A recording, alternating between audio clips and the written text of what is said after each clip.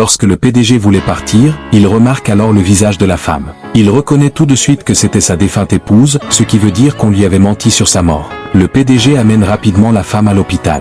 Les médecins la prennent en charge et l'emmènent directement en salle d'urgence. Pendant ce temps, le PDG reste dehors avec la petite fille. C'est à ce moment-là qu'une infirmière vient lui parler. Elle explique que la femme est dans un état très critique et qu'elle a besoin de beaucoup de repos. Alors, le PDG demande à la fille « Qui est ton papa ?»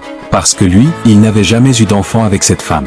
La petite fille lui répond qu'elle ne connaît pas son père. Sa mère lui a toujours dit que son père les avait abandonnés. Quand le PDG entend le mot abandonné, il est bouleversé. Il ne comprend pas, car pour lui, la femme était morte. C'est alors que la femme se réveille. Elle appelle sa fille et lui prend la main. La petite lui demande encore une fois « Maman, où est mon papa ?» Mais la mère lui répond avec tristesse « Ton père était un traître. Il m'a abandonné alors que j'étais enceinte de toi. Il ne nous a jamais cherchés. Ne parle plus jamais de lui. À partir d'aujourd'hui, je suis ton père et ta mère. » Le PDG, en entendant cela, ne sait plus quoi dire. Il reste sans voix. Il pensait que la femme était morte, et maintenant, il comprend qu'elle a dû élever leur fille toute seule. Il emmène doucement la petite à l'extérieur et lui donne un bonbon. Il lui dit calmement « Ton papa ne vous a jamais abandonné. » Ensuite, le PDG décide d'emmener la femme et sa fille chez lui pour tout leur expliquer. Mais la femme, toujours en colère, refuse d'écouter. Elle ne le laisse même pas s'approcher. Un jour, elle entre dans la chambre du PDG. Elle y voit un collier, symbole de leur amour.